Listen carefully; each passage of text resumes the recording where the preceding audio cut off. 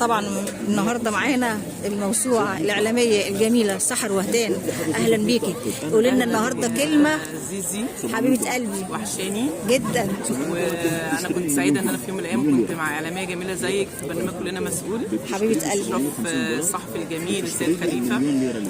تحيه مننا ليه دلوقتي. والله وربنا يشفي تامر العراقي زميلنا الجميل. ربنا يشفي امين يا رب، امين يا رب، امين يا رب. النهارده مبسوطه ان انا شفتك بعد فتره غير طويله، وشفتك في صالون من ارقى الصالونات اللي بتحصل على الساحه، يعني الصالون الملكي. النهارده الصالون الرابع، وانا شايفاه متميز وفي مجموعه جميله جدا من النجوم، وسعيده جدا بالكوكبه اللي موجوده النهارده، وعلى راسهم انت طبعا بتشرفوا مع ده. والله العظيم راجل متميز جدا جدا. هو كفايه ان فعلا زي ما انت قلت في البدايه انه جمعنا بيكي، يعني انا برضو كنت انت وحشاني جدا جدا ان احنا نتجمع. حبيبه قلبي، حبيبه قلبي. مش معقوله انا اشوفك النهارده وما اعملش معاك لقاء، لانك انت من الناس اللي انا طلعت بيهم من كلنا مسؤول بصراحه. يا رب. طبعا والله يا زينب انت كل حبيبتي وانت حبيبتي حبيبتي والله. طبعا احنا برضو زي ما انت قلتي نعم بنتواصل كتير، بس ربنا علم اللي في القلب. طبعا احنا من البدايه على فكره، من البدايه من اول يوم. انت عارفه اسمك ايه؟ زينب علم. حبيبه قلبي يا حبيبه يعني قلبي، الدكتوره من سحر وهدان.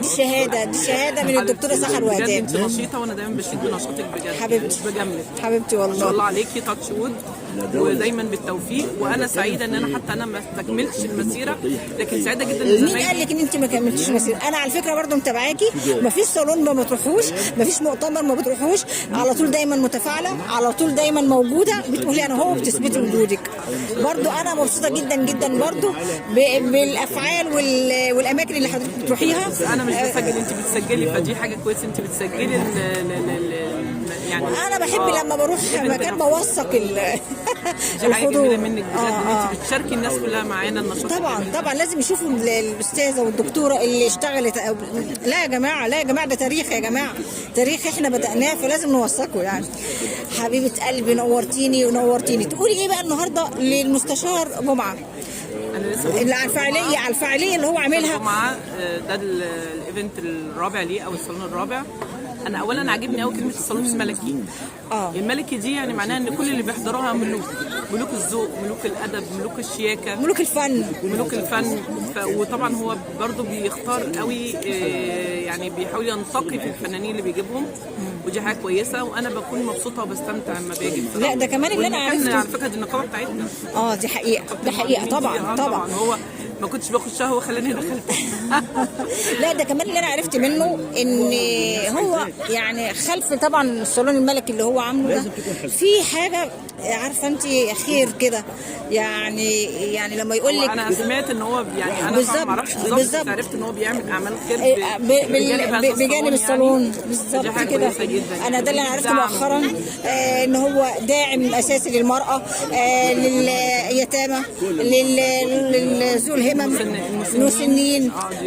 كان معانا الصالون اللي فات ده، انا كنت مواظبه على فكره.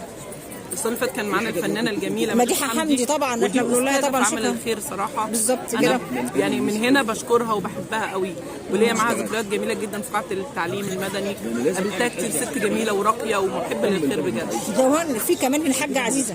الحاجه عزيزه دي انا عايزه اقول لك دايما كان حضرت المره اللي فاتت، وكانت نتمنى انها طبعا تحضر المره دي، بس طبعا عندها ظروف. الله يرحمه حد اللي عندها. نتجمع في الخير دايما ان شاء الله. نورتينا في الصالون الملكي يا ملكه. نقول الرقي والاخلاق اللي احنا شفناها منك. حبيبه قلبي، حبيبه قلبي. طبعا احنا زي ما احنا قلنا لكم النهارده في الصالون الملكي في فنانين وكتاب وصحفيين واعلاميين ورجال اعمال. بصوا الصالون الملكي فعلا ملكي،